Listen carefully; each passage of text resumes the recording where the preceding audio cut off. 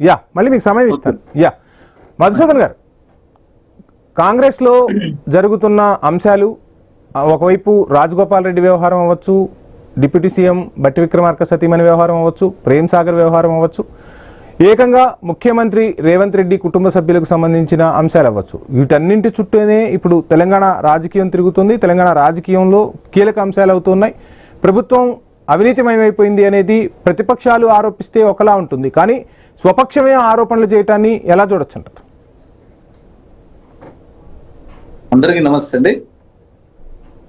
ఇది వాస్తవం, అవినీతి జరుగుతుందనేది వాస్తవంగా ఇవాళ మనకు ప్రతిపక్షాలు ఇన్ని రోజులు చెప్తుంటే కాంగ్రెస్ పార్టీ ఎప్పటికప్పుడు ఇప్పుడు అన్న మాట్లాడుతున్నట్టు ఇంత పారదర్శకంగా ఉన్నది, ఎక్కడ కూడా ఇబ్బంది లేదు, చాలా బ్రహ్మాండంగా పాలన నడుస్తుంది వారు చెప్తా ఉన్నారు. కానీ వాళ్ళ పార్టీకి సంబంధించినటువంటి శాసనసభ్యులే వాళ్ళ క్లియర్ గా లక్షలు దోచుకుంటా ఉన్నారు. అమరవీరులకు సంబంధించిన కుటుంబాలు ఉన్నవి, తెలంగాణ ఉద్యమంలో పోరాటం చేసిన వాళ్ళు ఉన్నారు. ఇవాళ పార్టీలు మారిన వాళ్ళంతా కూడా, నిన్న ఉన్న పార్టీలకు వచ్చిన వాళ్ళంతా కూడా పెత్తనం చెలాయిస్తా ఉన్నారు. అంటే వారిని క్లారిటీగా వదిలిపెడితే వారు మొత్తం కూడా బయట పెట్టేటువంటి అవకాశం ఉన్నది. అంటే ఒక రాజగోపాల్ రెడ్డి గారు నిన్న దాంట్లో రవీంద్ర భారతిలో మాట్లాడినటువంటి స్పీచ్ ఏదైతే ఉన్నదో మొత్తం ఈ 2.5 ఏళ్ల కాంగ్రెస్ పాలనకు సంబంధించినటువంటి పాలన పనితీరు ఎట్లున్నది అనేది క్లియర్ గా చెప్పేసిండ్రు వారు.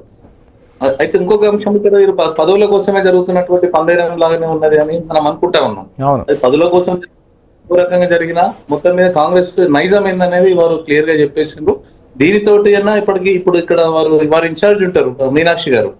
మీనాక్షి గారు ఓటు సంబంధించినటువంటి ఓట్ల ఎన్ని ఓట్లు పోయినా దీని మీద మీరు ఏం చేస్తున్నారు కాంగ్రెస్ పార్టీ అని చెప్తున్నటువంటి ఏం చేస్తున్నారని ఆమె ఏదైతే డిస్కషన్ చేస్తుందో, మరి వాళ్ళ కోమటిరెడ్డి రాజగోపాల్ రెడ్డి గారు మాట్లాడిన అంశం ఏదైతే ఉన్నదో దాన్ని చాలా సీరియస్ గా తీసుకోవాలి. ఇది కేవలం కాంగ్రెస్ పార్టీకి సంబంధించిన అంతర్గత సమస్య కాదు. ఇది మొత్తం 4 కోట్ల మంది తెలంగాణ ప్రజలకు సంబంధించిన, రాష్ట్రానికి సంబంధించినటువంటి అంశం ఇది.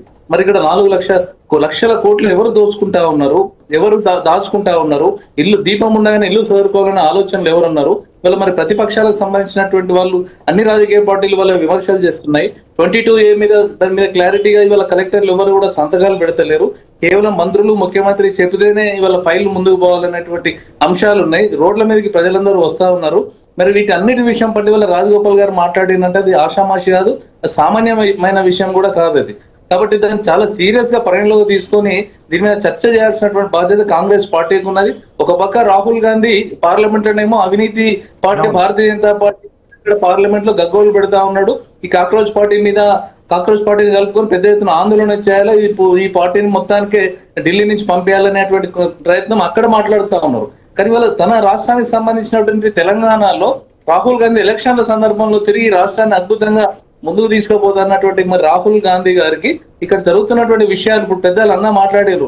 ఇట్లాంటి వ్యక్తులందరూ కూడా ఉత్తరాలు రాయాలి. మరి మీరు కాంగ్రెస్ పార్టీ పరిస్థితి ఇట్లా ఉన్నది, సొంత పార్టీ భ్రష్టు పట్టే విధంగా ఇవాళ మాట్లాడుతా ఉన్నారు ఎమ్మెల్యేలు. మరి ఇలా వాస్తవం ఎంత ఉన్నది అనే దాని మీద ఎంక్వైరీ కూడా చేసి ప్రజలకు సమాధానం చెప్పాలి. ఇది కాంగ్రెస్ పార్టీ అంతర్గత సమస్య కాదు, 4 గోడల మధ్య మాట్లాడుకునే కాదు. ఇది ఖచ్చితంగా కాంగ్రెస్ పార్టీ ప్రజలకు జవాబుదారీగా ఇప్పుడు ఏదైతే కంపెనీస్ మీద జరుగుతున్నటువంటి వాళ్ళ ముఖ్యమంత్రి అన్నదమ్ములు చేస్తున్నటువంటి స్కామ్ల మీద వచ్చినటువంటి ఆరోపణలు ఏవైతున్నాయో, లోకాయుక్తులు వేసినటువంటి కేసెస్ ఏవైతున్నాయో వాటి మీద ఖచ్చితంగా ముఖ్యమంత్రి గారే సమాధానం చెప్పాలి.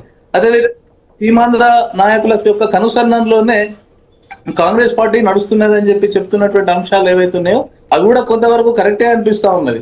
ఇవాళ కొత్తగా వచ్చినటువంటి వాళ్ళు ఎమ్మెల్యేలు అంటే వేరే పార్టీ నుంచి వచ్చినటువంటి వాళ్ళకు కూడా మంత్రి పదవులు ఇవ్వడం కూడా ఒక రకంగా తెలంగాణ సంబంధించినటువంటి కాంగ్రెస్ పార్టీకి సంబంధించిన ప్రజలు కాదు, కాంగ్రెస్ పార్టీ నాయకులు కూడా జీర్ణించుకోలేనటువంటి పరిస్థితి. ఇక్కడ రాజగోపాల్ రెడ్డి కీలక వ్యాఖ్యలు కూడా చేశారు. అసలు జై తెలంగాణ అనని వాళ్ళు, తెలంగాణ ఉద్యమంతో సంబంధం లేని వాళ్ళు, కాంగ్రెస్ పార్టీతో సంబంధం లేని వాళ్ళు ఈరోజు అధికారాన్ని చెలాయిస్తున్నారు. అటువంటి వాళ్ళ వల్లే ప్రభుత్వ ప్రతిష్ట మసకబారుతుందనేది కూడా ఆయన చేసిన కమెంట్. ఎగ్జాక్ట్లీ ఆయన ముఖ్యమంత్రిని దృష్టిలో పెట్టుకుని ప్రధానంగా అన్నారు. మంత్రులను కూడా కాదు, మంత్రులు తర్వాత వస్తారు. ఎప్పుడు కూడా జై తెలంగాణ అనేవారు, తెలంగాణ ఉద్యమంలో పార్టిసిపేషన్ లేనటువంటి, తెలంగాణ కోసం ఏనాడు కూడా మాట్లాడినటువంటి వ్యక్తి ఎవరు? ప్రధానంగా వాళ్ళు రేవంత్ రెడ్డి గారు. రేవంత్ రెడ్డి గారినే టార్గెట్ చేస్తూ వారు మాట్లాడారు. వారి తర్వాత పొంగులేటి సుధాకర్ రెడ్డి కావచ్చు, వీళ్ళని తర్వాత లైన్ లో వస్తారు. కానీ ఫస్ట్ ఆయన టార్గెట్ చేసింది వాళ్ళ ముఖ్యమంత్రిని అని చెప్పి వారి భాష మొత్తం వారు మాట్లాడినటువంటి స్పీచ్ అనే వర్డ్స్ అన్ని వింటే కూడా వారి కుటుంబానికి సంబంధించి దానికి సంబంధించినటువంటి అంశాలు బయటకు వస్తున్నాయి. ఇవాళ డిప్యూటీ ముఖ్యమంత్రి ఎవరైతే వారు ఉన్నారో వారి సతీమణి మీద కూడా ఇంత పెద్ద ఎలిగేషన్లు వస్తున్నా కూడా ఇవాళ కాంగ్రెస్ పార్టీ స్పందించకపోవడం చూస్తా ఉంటే చాలా బాధాకరమైనటువంటి అంశం. Right. ప్రజలు నమ్మి కేసీఆర్ ని 9.5 సంవత్సరాల పాలన చూసిన తర్వాత ఈ రేవంత్ రెడ్డి, కాంగ్రెస్ పార్టీ, రాహుల్ గాంధీ తెలంగాణ ప్రజలను నమ్మించి మేమే తెలంగాణ ఇచ్చినాం, తెలంగాణ అద్భుతంగా ముందుకు తీసుకుపోతామంటే ఈ తెలంగాణ ఎవరైతే పోరాటాలు చేసినటువంటి వాళ్ళందరినీ కూడా అందులో ఇన్వాల్వ్ Right, చేసి అద్భుతంగా నడిపిస్తారేమో అనుకుంటే తెలంగాణకు సంబంధం లేనటువంటి వ్యక్తులు, ఏనాడు కూడా ఉద్యమంలో లేదు, ఒక్కనాడు కూడా జైలు పోయినటువంటి వ్యక్తులు వాళ్ళ పరిపాలన కొనసాగడం ఇదే please ప్రజలు కూడా చాలా ప్రజలు కూడా ఆలోచిస్తాను. రాజగోపాల్ రెడ్డి మా వ్యాఖ్యలు ఏవైతున్నాయో అది ఖచ్చితంగా బలమైన వ్యాఖ్యలు, ఆషామాషి కాదు. దాన్ని సీరియస్ గా తెలంగాణ ప్రజలు తీసుకుంటారు. Yes. అదే విధంగా కాంగ్రెస్ పార్టీ కూడా చాలా సీరియస్ గా తీసుకొని ప్రజలకు సమాధానం చెప్పాల్సిన Right. బాధ్యత కూడా పార్టీ పైన. ఈ 4 లక్షల కోట్లు దోపిడీ ఎవరు చేస్తున్నాడు అనేది కూడా కాంగ్రెస్ పార్టీ బయట పెట్టాలి. వెంకటరెడ్డి గారు, ముఖ్యమంత్రినే టార్గెట్ చేస్తూ ఉన్నారు. మరోవైపు